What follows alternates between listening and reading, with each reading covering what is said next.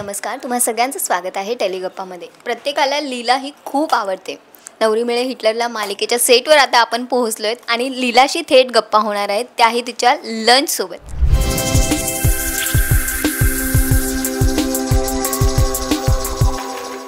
तुझं स्वागत आहे टेलिगप्पामध्ये. कशी आहेस? मस्त आहे. तू कशी आहेस? मी खूप छान आहे.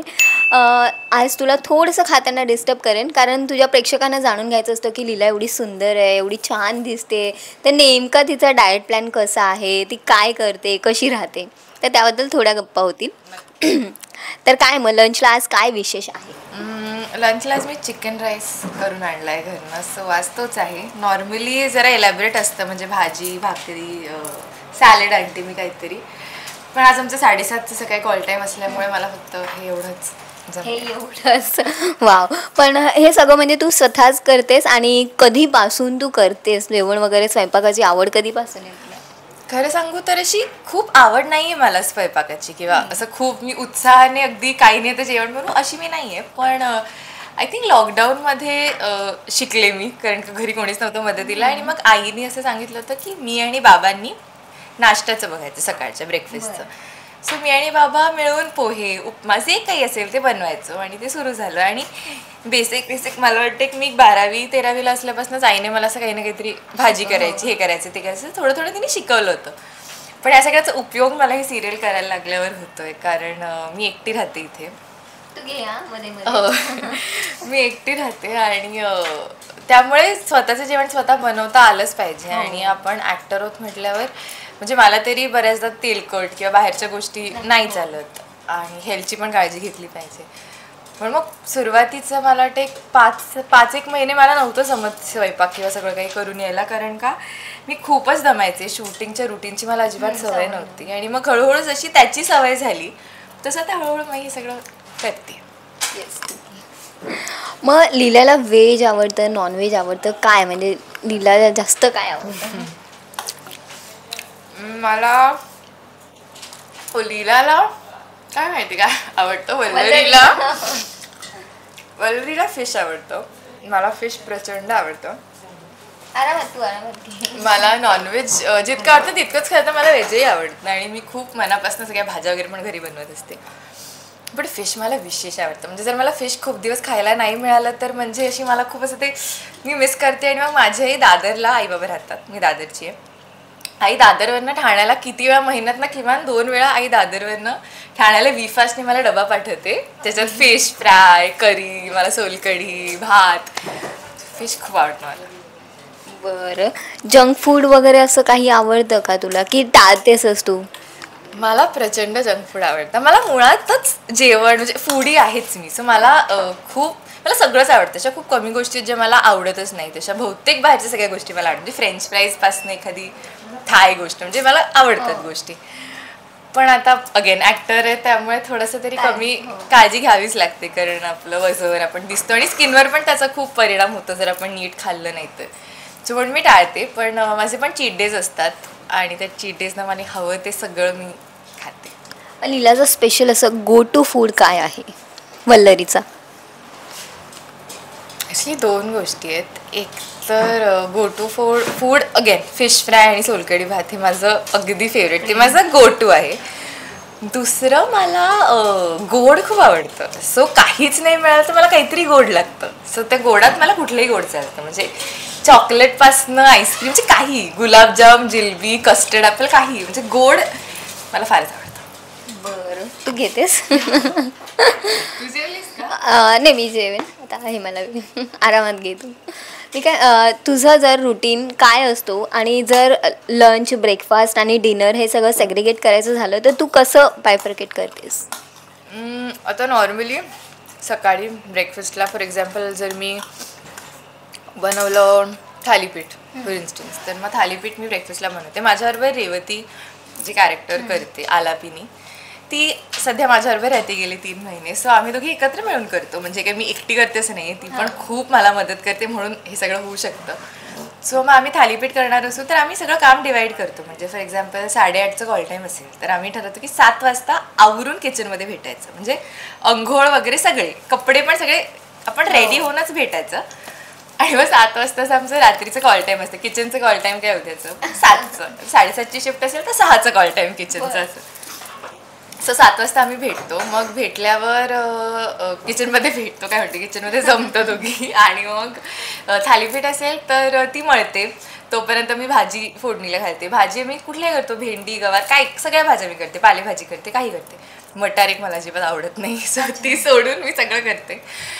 सो मग मी भाजी एकीकडे करते फॉर एक्झाम्पल. मग तोपर्यंत ती थालीपीठाचं तिने मळलं तर मग थालीपीठ मी थापते. मग मी थालीपीठ करते. मग त्याच्यानंतर रात्री आम्ही मोस्टली सॅलड खातो. सो मूग किंवा स्प्राऊट्स किंवा असं काहीतरी व्हेजिटेबल्स त्याचं सॅलड असतं, किंवा कधीतरी मी थेपले करते. सो हे सगळं आम्ही 7 ते आमची एका तासात आम्ही सगळं करतो, म्हणजे 8 वाजेपर्यंत सगळं करतो. आणि ब्रेकफास्ट आम्हाला एक काहीतरी असं थालीपीठ, पोहे, उपमा घातलं एक गोष्ट, किंवा अंड ऑमलेट, त्याच्याबरोबर कॉफी आणि फ्रूट, हे आमचं ब्रेकफास्ट असतं. सो फ्रूटशिवाय ब्रेकफास्ट आम्ही करतच नाही. आणि आम्ही स्वतःला सवयच करून घेतली, कारण आता फ्रूट खाल्लंच जात नाही.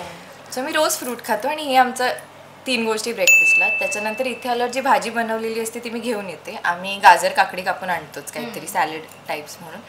आणि आलापिनीला पोळ्या आवडतात, तर कधीतरी अगदीच वेळ असेल तर मी तिला पटकन पोळ्या करून देते, कारण तिला बिचारीला पोळ्या करता येतात. म्हणजे ती लहान पण आहे, ती 20च वर्षाची आहे, त्यामुळे तिला तसं काही फार जेवणातलं घेत नाही.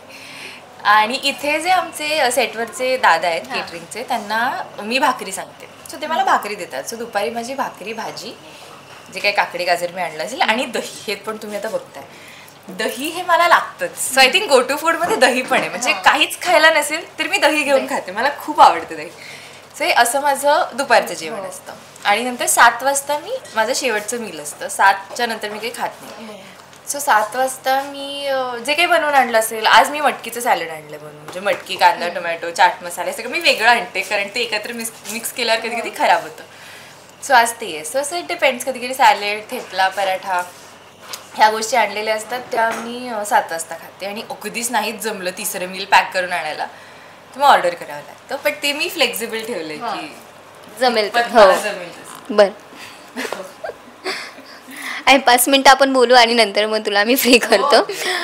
रुटीन म्हणजे तुझा डाएटचा हे कसं आहे, डाएट प्लॅन, तू डाएट कसं मॅनेज करतेस आणि वर्कआउटला वगैरे किती वेळ देतेस?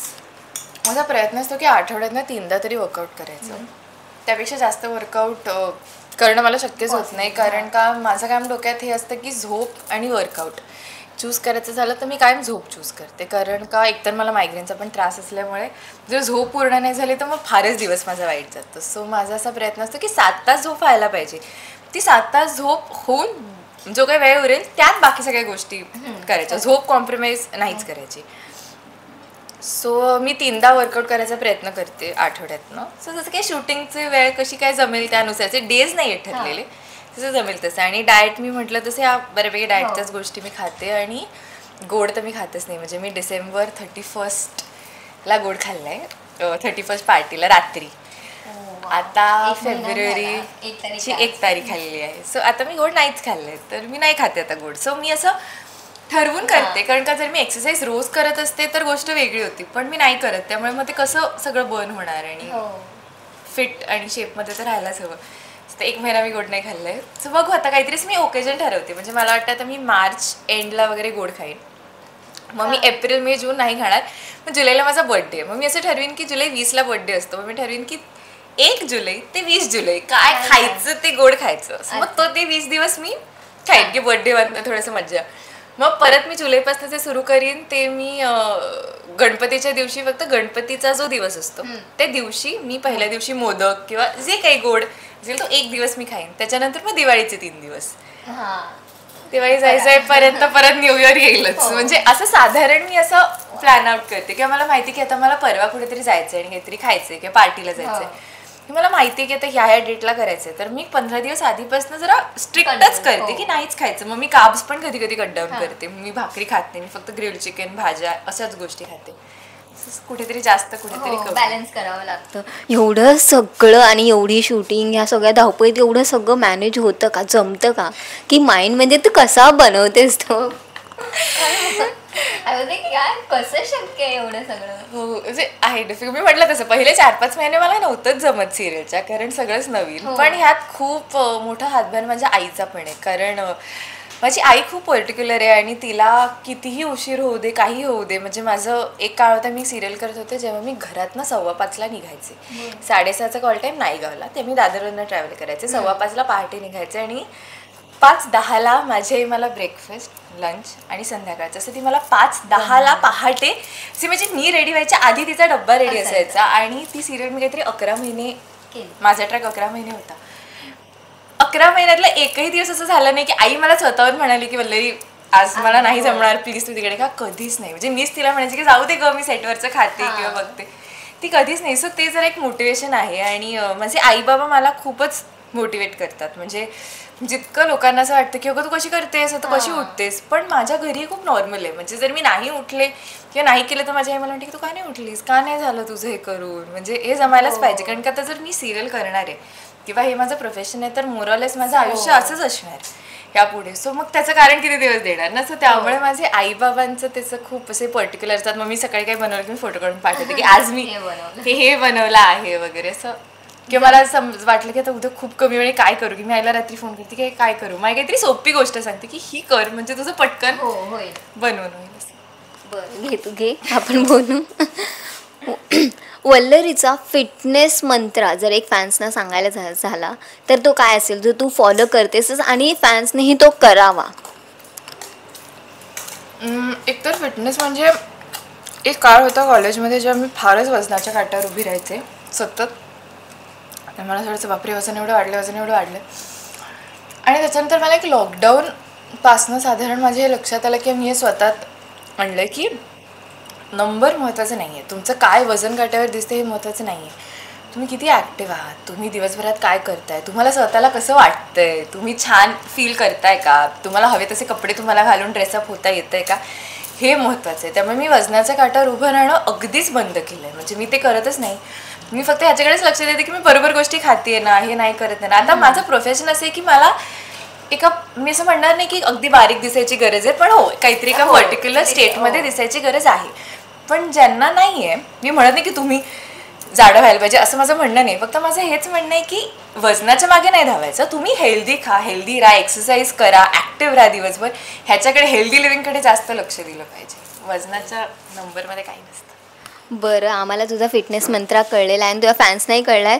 सॉरी तुला डिस्टर्ब केलं. तू आता कंटिन्यू करू शकतेस आणि थँक्यू तुझा वेळ दिल्याबद्दल. थँक्यू.